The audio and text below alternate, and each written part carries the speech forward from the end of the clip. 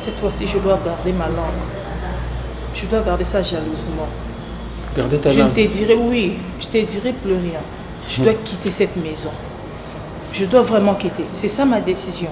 Et que personne ne me contredit. On ne va pas te contredire, mais peut-être on va te conseiller. Quitter la maison pour aller où? Tu vas aller où? Partout. Chez les grands-pères? Non. Où c'est alors? Partout. Partout.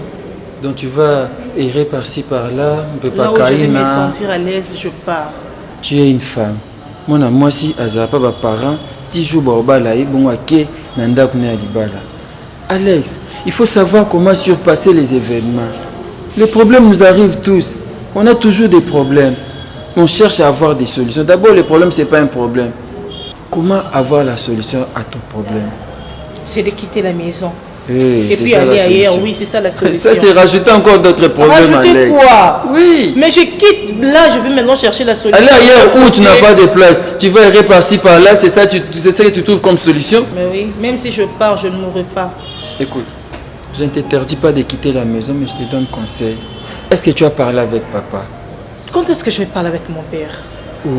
Quand maman elle refuse, elle refuse. Mais tu lui appelles, tu lui expliques au téléphone, il peut trouver solution pour toi. Pendant que moi j'appelle papa, je connais l'heure à laquelle que moi je peux parler avec papa. C'est pendant ces moments-là que lorsque papa appelle... Ne dis pas c'est maman là, c'est ta maman. Lorsque maman appelle et papa demande si je suis là, elle dit que non, elle n'est pas là, mais je suis là.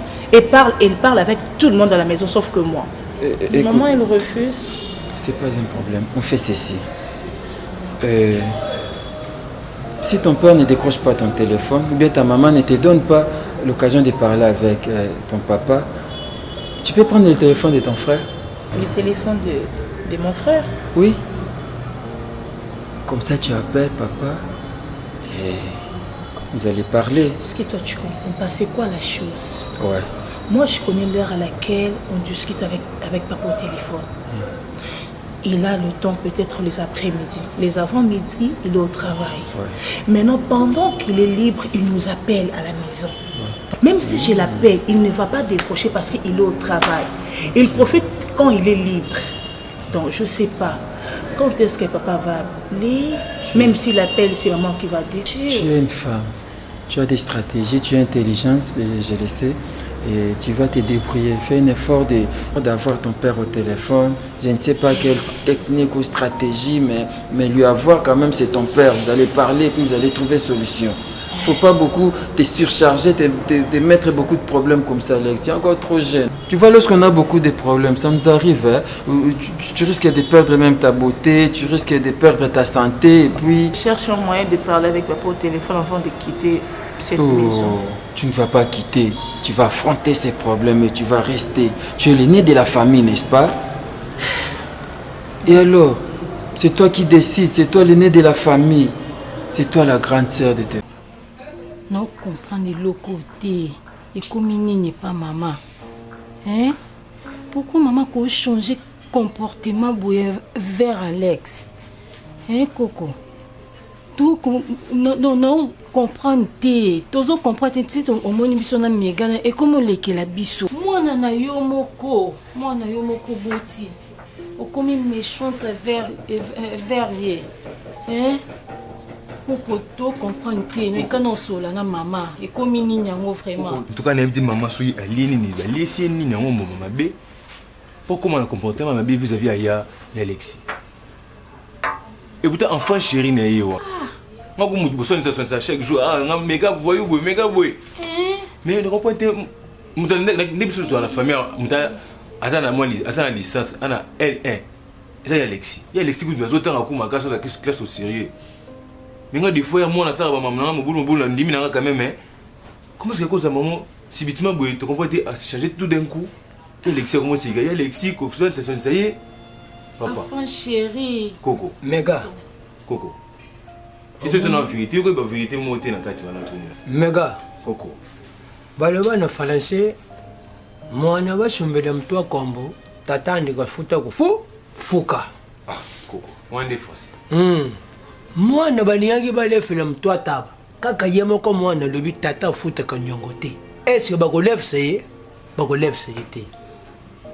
omoni na vie baloba boli bato kondi kwa mbuta kwa leki kondi kwa leki kwa mbuta ezangi pa yaya pa ya leki ezangi pa ya leki pa ya yaya siko nyonso yolololoba na ngai o mama ndingi yaya te o yaya lingi mama te o boyiboyiboyi attention lozala bema omoko mama na bino ti abuti bino ti na bani na yeye na yo aye na yo aye na yo ngai nazomona eske alingi ye te aberani ye na ndako mais comportement okoyo nango mikolo vis-à-vis ya Alexis tozo comprendre te eleki kuna obengana non mais oui tala ntina niveau oyo akomi koyoba Alex mwana liboso mais apekisaka donc abia simbaka eloko te aliaka te donc asala eloko te na ndako oyo non pas problème pire encore privé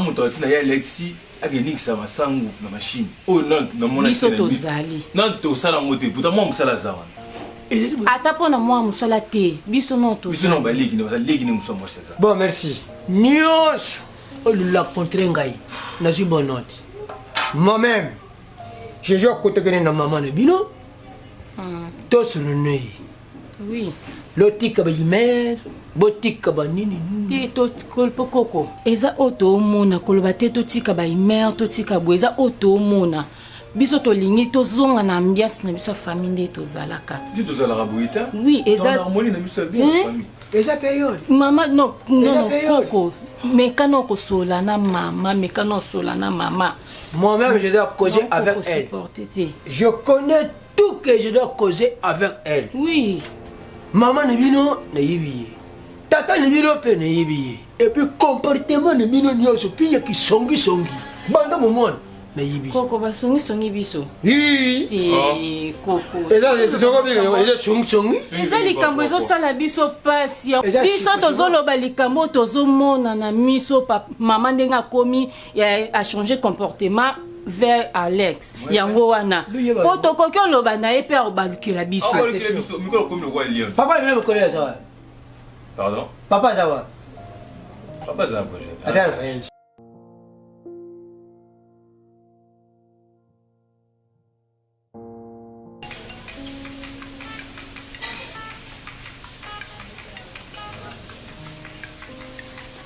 Maman, maman, ton téléphone. Allô, papa. Allô. Bonjour, papa. C'est Alex? Oui, c'est Alex, papa. Maman a laissé son téléphone, elle est en chambre. Ah, d'accord. Elle fait quoi? Pardon, papa. Qu'est-ce qu'elle fait? Je sais pas, elle est en chambre. Je l'ai appelée, elle ne répond pas. Papa, pourquoi vous ne m'appelez pas? Et quand je vous appelle, vous ne décrochez pas, pourquoi? Non, souvent. Quand tu m'appelles, je suis en plein travail.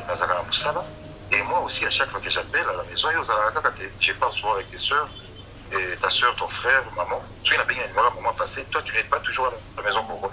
Je suis toujours là, papa.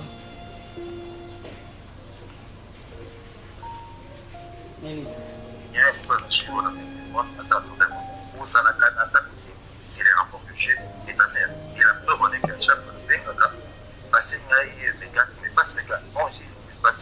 ça ne va pas ici. Moi avec maman là, je ne sais pas qu'est-ce qui se passe. Je ne sais pas, je comprends rien. Elle a changé du coup comme ça. Alors, je te donne 48 heures. Si tu ne rentres pas, je vais me suicider. Là, je vous assure, j'ai à te parler. Sérieux. Attends. Sois dans le d'accord? Sois calme. Si au cours d'un niveau c'est suicidé, cela veut dire quoi? Cela veut dire que personne ne me comprend. Personne ne me comprend en fait. Je ne sais pas. Je fais que couler mes larmes chaque jour et toi, tu n'es pas là. Quand je vais te parler, personne ne me donne cette occasion-là. Je n'ai pas le temps de te parler. Maintenant, je profitais de décrocher parce que maman n'est pas là sur son téléphone. En fait, je vais te parler. Je ne saurais pas te le dire au téléphone. Tu dois rentrer plus vite que possible. Il y a un problème à la maison. Papa, rentre d'abord, s'il te plaît. Arrête de me poser des questions. Je ne suis pas moi. D'accord, c'est bon. Tu seras qui dans quelques jours. je viens. D'accord. Et ne dis pas, maman, que je t'ai parlé au téléphone, s'il te plaît. D'accord, ça va. Ça va. Et cesse de pleurer. D'accord? Je t'aime, papa. Ok, ça va.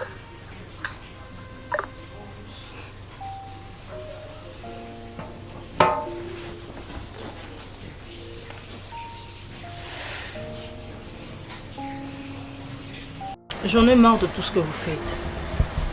Je ne peux plus supporter. Je ne peux plus supporter maintenant. Ce qui est un problème, c'est que il y a une vérité, il y a une vérité en face.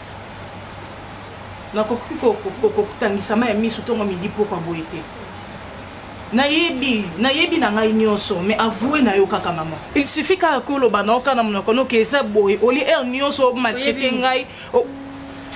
maman, ça semble pas. Ça semble pas. Semble ni nazo ça. Donc dès qu'on vend au yebe nanga na vend na TV, au bani ko ganga na miyebi, so di kamweza, le bana nga vérité. Yo so banga nga lisusu te. Ozo banga su mama te. Mama bon botanga. Oh.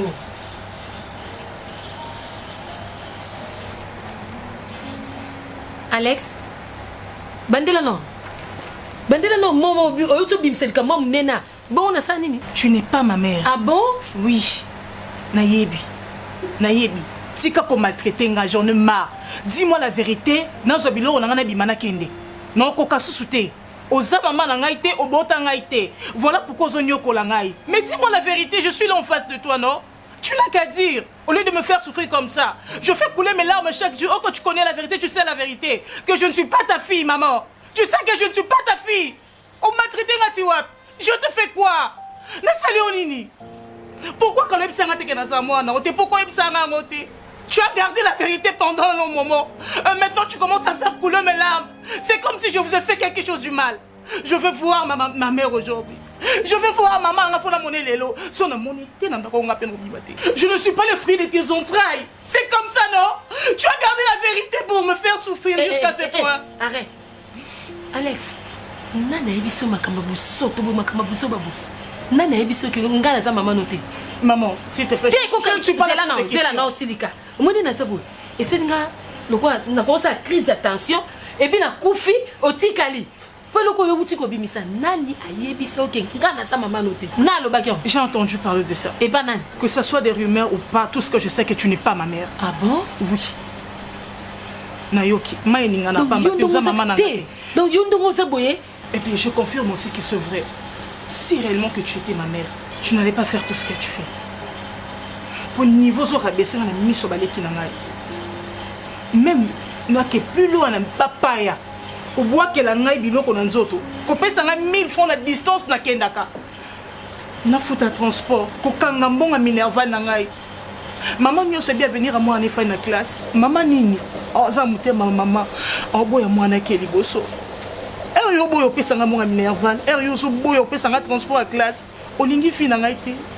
Ozape maman na ngai te. Ozo bois que la nga biloko na nzoto. Ozo ksanga soni na miso batu. Ozo kitisa ngai ti na niveau 0. Au moins ça n'a pas. Des fois je dors comme ça sans manger. Je n'ai rien mangé.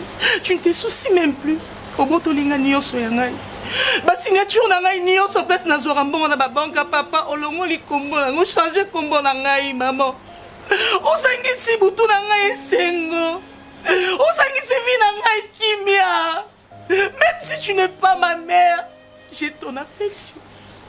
J'ai ton affection, pourquoi tu me fais ça? Bola kisangai maman nanga. Bola kisangai longa maman nanga, je veux voir ma mère, je veux partir chez ma mère. Même si elle vend de l'eau, je vais demeurer avec ma maman. Même si c'est une folle, je vais demeurer avec ma maman ensemble. Maman lingenga tena salionini. Même si elle vend de l'eau, je veux voir ma mère. J'étais la meilleure amie, ta meilleure amie maman. Tu m'as toujours fait confiance, du coup tu as changé. S'il te plaît, s'il te plaît. Tu sais que je t'aime beaucoup. Nalinga ko nyonso ko le quand même bana nyonso bana kata le pango. Hein? Koza yana bangwa liboso. Nalinga ko le ka mutu nyonso, nalinga ko le ka nyonso ya mokili. Koza mwana nga na bota. nazolinga kaka ozala bien na vie. Non bébé, je t'aime. Maman, tu m'aimes, maman, tu brises nalinga ko mon cœur. makasi bébé, nalinga ko Maman, tu makasi. Arrête de brises mon pleurer, cœur. arrête. Non, arrête. Tabalek no ta ba continuer na bête s'il te plaît. S'il te plaît. S'il te plaît bébé. Faut pas pleurer comme ça. Soki ba kotsa ba yo continuer na bête. Yo nalinga ko na olinga ka ko zonga na nzela. Pona mona ko ko mozonga ba 21 ba 22. Na moni ke nesi na pesa yo mutu makasi. Yo mona sela ki bo mama na nga. Oza mwana nga liboso nga na boto na anja mukeso to tambola muto ndima kute ke oza mwana mobo batu ba mona ka nesi oza leki olandinga na sima na isaka batu na so na isi batu bana ate le futo kosi oza mwana nga je t'aime beaucoup. Mon homme intérieur n'est plus à l'aise. Je repris L1 à cause de toi. Est-ce que tu as manqué le frais pour me payer, maman? C'était pression na saki ma bête qui maman zaka maman atasali mwana mabe likambo nyose koko ya mwana maman loba kaka jamais maman ko tika mwana na mabe. Alex, tu es le fruit de nos entrailles. Excusez, j'allais dire fruit. C'est moi et Lovita qui sont tes parents. Tu n'as pas une autre mère que Lovita. Lovita, c'est ta maman. Enlève dans ta tête que tu es notre maman à part Lovita. Donc, moi, ton père, je te l'ai dit aujourd'hui. Maman Aboutio. Papa Aboutio Ngayeyo. Maman Aboutio, c'est Lovita. Tu dois effacer ça. Ce sont des erreurs. Komaki, Nga papa Nayo, Lovita maman Nayo. Ce qui n'a pas dit sur les lots, c'est pour te dire ça. Efface toutes ces illusions dans ta tête. Longo lango. D'accord, ma fille? Je n'ai rien dans ma tête, papa. Et même si je n'avais, je pourrais effacer si seulement maman changeait. Tout ce que moi je veux que maman change. Elle va changer, elle a déjà changé. Elle t'aime. Tu sais qu'elle t'aime plus que moi. Tu l'as toujours dit que maman m'aime plus que papa. Et qu'est-ce qui change aujourd'hui? Rien n'a changé. Je sais qu'elle est ma meilleure amie. Ok. Et puis je l'aime beaucoup. C'est ça. En tout cas, c'est ça. Elle est ta meilleure amie. Tu l'aimes beaucoup. Et nous t'aimons aussi, Alex. D'accord? Je t'aime, papa. Tu es notre fierté. Je sais. D'accord. Merci, Alex. Merci, papa. Je pars en chambre. D'accord, ça va. Moi, je suis là encore. J'attends quelqu'un pour sortir.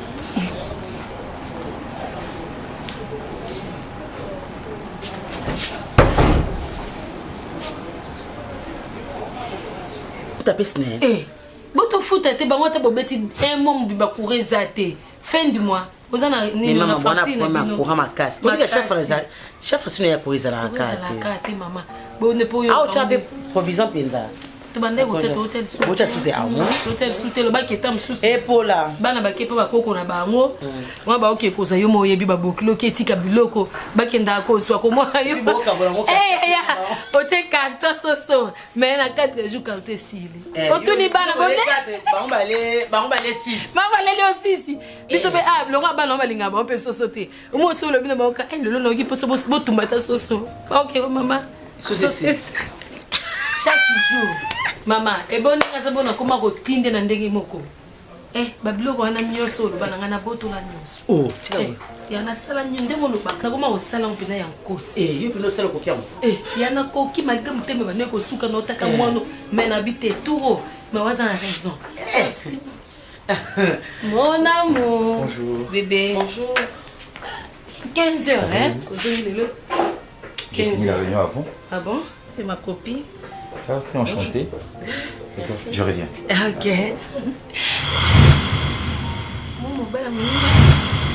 Mon amour. Donc, Alex a venu mon ami. Obi? Alex a zoé. Mobile non. Ami Alex a zoé. Ah, moi, là, oui, elle a dit papa là dans Marlène de Siko a zoé. Mais Megande a salisi Pembeanga, Moulay. Mais Alex a tikité, na mouille. Na nelongi. Ma copine. Oui. Maman. Alors que dans 17h30 bientôt. Ben na ngauzo akata. Moi je suis dans 14 jours. Ça va? Bébé. Tu disais c'est ta copine? Oui, elle s'appelle Mao Givoulé. De Tanganaye, maternelle. Qui Bosunganga, nous avons besoin de récupérer moi dans l'anglais et pas Mao. Moi Papa est signé dans la bref, non? Primaire. Si tu as un diplôme, tu as une université, tu as un Kabwana, il y a qui a peine d'avoir un nanga. Na tokutana na nzela na eseke ke na yakini bona bona na mbena ngana bana nge ayaki pe hotel o kutaya ngane déjà. Ça va, enchanté. Enchanté vraiment. C'est mon cœur.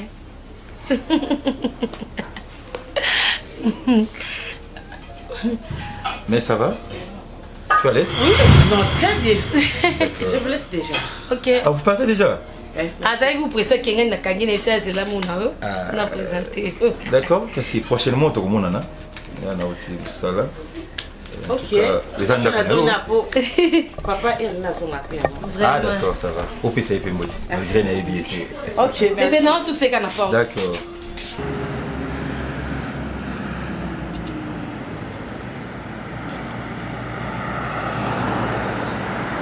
Mais je suis là, je dois sortir. C'est un problème d'argent? Non, papa. Il y a un problème dans mon les Canada quoi. Biso to pesa na biso vraiment ba rapport te. Ndo yebe biso to dans biso te to pesa rapport de ko to mona na biso eloko mo mabete na mama. Mais ce qui papa to pour pesa rapport pour na mama pour parce que maman changé. Comportement maman vraiment eza sous ndenge ezala raté. Depuis camarade na ye maman Mao a commis koya à ndako, maman vraiment a changé. Ça peut te expliquer au niveau de l'absence na yo tant au voyage qui. Maman rien à moninga ne a maman Mao maman Mobo. Donc ndako na biso comment maman pito pas le oba pito pas. Ambiaso oh papa oh yebi otikela biso ezala. Ezala souci. Ezala souci et surtout ko gagner la Alex Nyonso pamba. Biso tourne biso bien. Netinga a pesa ninga maman comme d'habitude.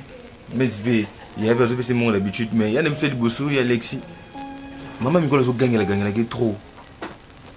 Azo finga kayo ko bete ko maltraité, il ne comprend pas pourquoi. Comme na ba injustice moko envers ye. Donc papa moi depuis nga na botama non te to kenda classe. Il y a Alexis qui est classé pour. C'est franchement papa, ils c'est pas non, tu veux faire des échanges de paroles? Non, papa. Quand je parle, vous parlez aussi. D'accord, je vous ai compris. C'est bon, comme ça je sais. Ça va, vous pouvez disposer. C'est bon, j'ai écouté. Vous pouvez disposer, c'est bon. C'est bon, c'est bon. Megan, c'est quoi? Disposer.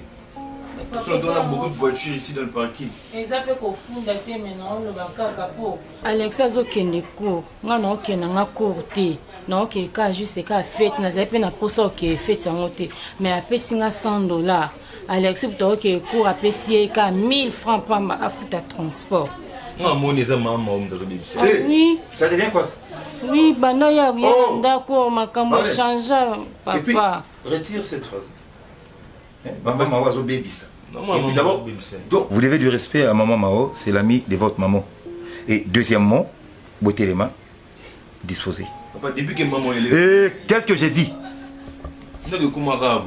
Allez, debout, disposez, c'est bon. Laissez-moi me reposer s'il vous plaît, je ne veux plus sortir.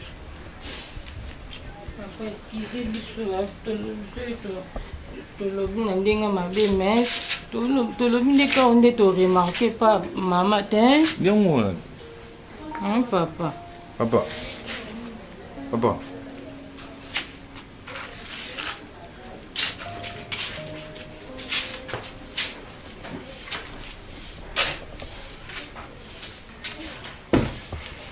Mwana na penza fandi singa na ndako.